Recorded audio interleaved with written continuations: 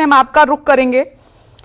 तब तक वरुण सिन्हा का मैं रुख कर लेती हूँ, उसके बाद अमित आपके पास आती हूँ। वरुण, अरविंद केजरीवाल ने, क्योंकि आज गृह मंत्री अमित शाह बीजेपी का जो संकल्प पत्र है उसका तीसरा जो पांच है वो जारी करेंगे और उसमें ये कहा जा रहा है कि बहुत सारे फ्री के वादे हो सकते हैं। इसीलिए अरविंद केजरीवाल ने पहले ही कह दिया है कि हमारा मैनिफेस्टो कॉपी ना करें।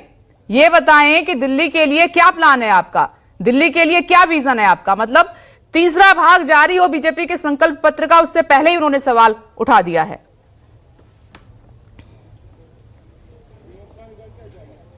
देखिए, आपको याद होगा कि जब पिछली बार और पहली बार जब बीजेपी ने अपना संकल्प पत्र जारी किया था, उसी समय अरविंद केजरीवाल ने कहा था कि ये तो तमाम हमारे ही वादे हैं जो हमने जनता से किए, ये तो तमाम हमारी ही योजना है जिसको आगे बढ़ाने की बात की जा रही है। और उस समय ये कहा गया कि अगर हमारी ही चीज़ों को आपको आगे बढ़ाना है तो फिर हम ही क्यों आपको मौका दिया जाए। शायद यही वजह है कि अब तक जितनी भी फ्री की रेवड़ियाँ या फ्री की बातें या फ्री सेवाएं देने की बात जो की जा रही है तमाम चुनावी मौसम में, और राजनीतिक दल अपनी तरफ से जितनी भी चीज़ें रखते नजर आ रहे हैं, उसमें स्पष्ट तौर पे ये बात समझनी होगी कि जनता को लुभाने के नए नए तरीके इस बार दिल्ली विधानसभा चुनाव में रखने की कोशिश की जा रही है। और हर राजनीतिक दल, क्योंकि ये एक पैटर्न है जो अरविंद केजरीवाल ने शुरू किया, आम आदमी पार्टी ने शुरू किया, अब उस पैटर्न पे बाकी लोगों की मजबूरी इसलिए उतरना होगा उन्हें, क्योंकि धरातल पर कहीं ना कहीं वो बेस बन चुका है। दिल्ली की जनता को फ्री में पानी भी चाहिए, उनको फ्री की बिजली भी चाहिए, जो सेवाएं दी जा रही हैं, फ्री बस में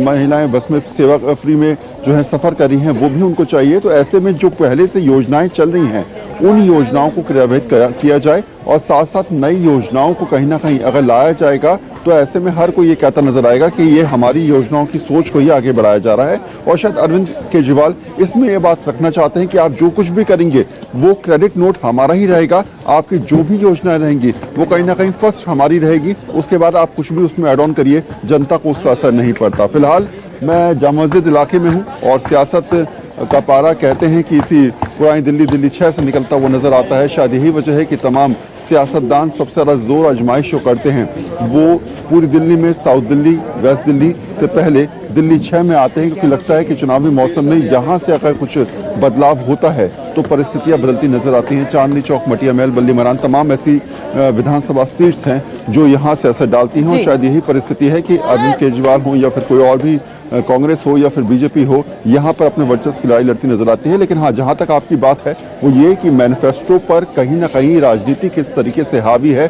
अरविंद केजरीवाल ने स्ट्रैटेजी ये रखी थी शुरुआती दौर में कि जितनी भी योजनाएं हैं वो पहले से बतानी शुरू कर दी, जो जनता के मुंह तक चढ़ गई। कहीं ना कहीं जनता इस बात को सोचने लगी। 2100 रुपए महिलाओं के लिए सम्मान राशि या फिर जो है संजीवनी योजना, ये तमाम ऐसी योजनाएं थी जिनको पहले से बोलकर समझाया गया।